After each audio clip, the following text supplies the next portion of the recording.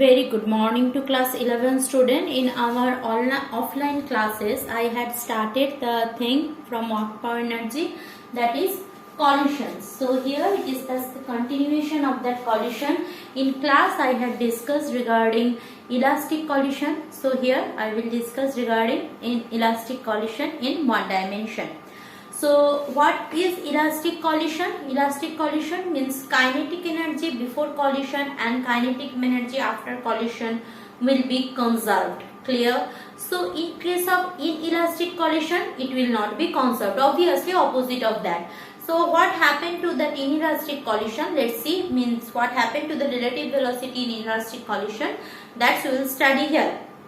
So first of all, let us consider that there are two objects. Okay, now two objects if there, so obviously there is one object whose mass is m1 I am considering, another object whose mass is m2. So one object has mass 1, another object has mass m2. Done.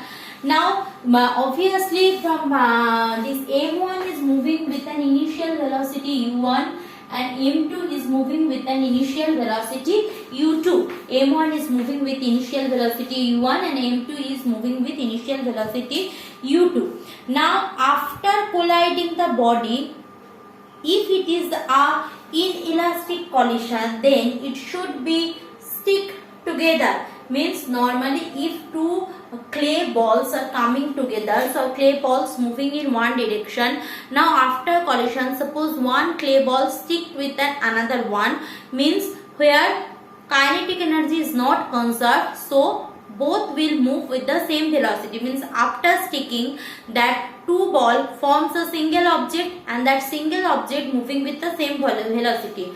So after collision they should have a velocity, I am taking a v, small v. Clear? So but that according to the law of conservation of linear momentum, that momentum before collision and momentum after collision will be the same, because it is elastic collision or inelastic collision, whatever it may be, law of conservation of linear momentum must be hold good.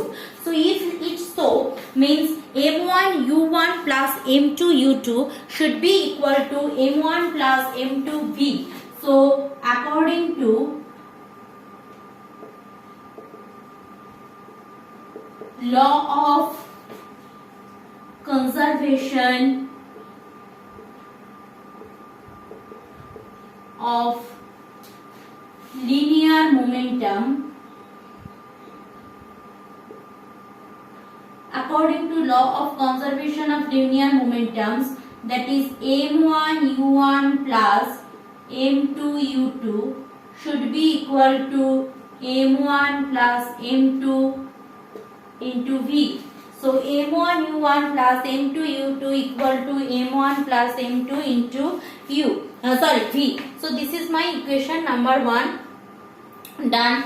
Now coming for that the thing kinetic energy. Now what I said, that it is an inelastic collision, means obviously kinetic energy conservation law will not hold good. So what I am taking that let kinetic energy for the first object m1 is, I am taking kinetic energy for the first object m1 is k1 and kinetic energy for the second object m2 is k2. I am taking it like that. So if it is k1 will be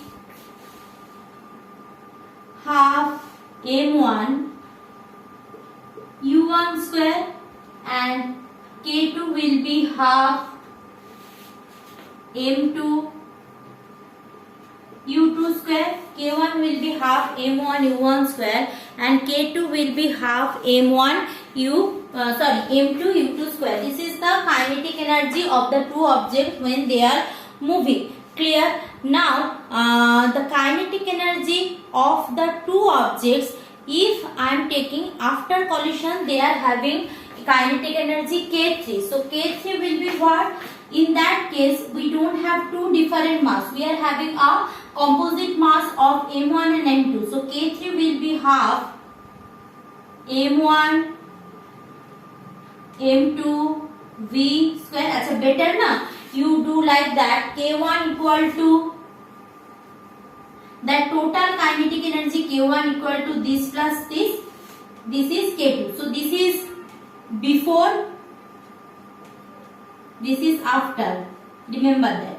So this is after collision kinetic energy and this is the before collision kinetic energy, addition of kinetic energy of the two objects. Now see, if suppose I am taking that, I am taking that any one of them is at rest. So I am taking the second object is at rest. Acha, if second object is at rest, then obviously U2 portion will be 0. If second object is at rest, U2 portion will be 0.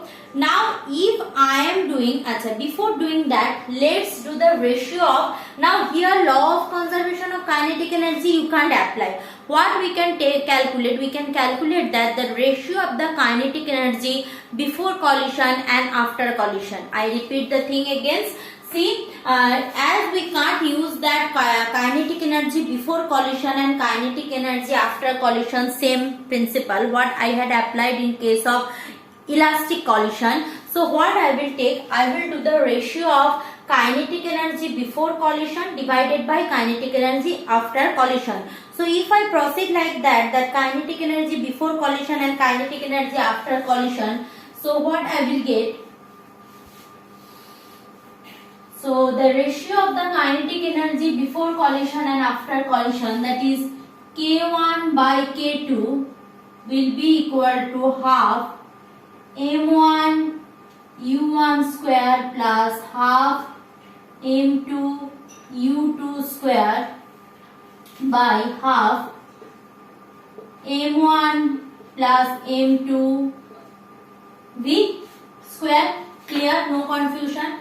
Now suppose any one object in between them is at rest. Any one object in between them is at rest. Now any one object in between them is at rest means U2 means initial velocity of the object is 0. So if U2 is 0, so what I can write? So if M2 is at rest, so U2 equal to 0. Now if U2 equal to 0, therefore K1 by K2 equal to half M1 U1 square by half M1 plus M2 V square. So half cancel out. So from there what I can write? I can write M1 U1 square by M1 plus M2 V square. That's all I am getting.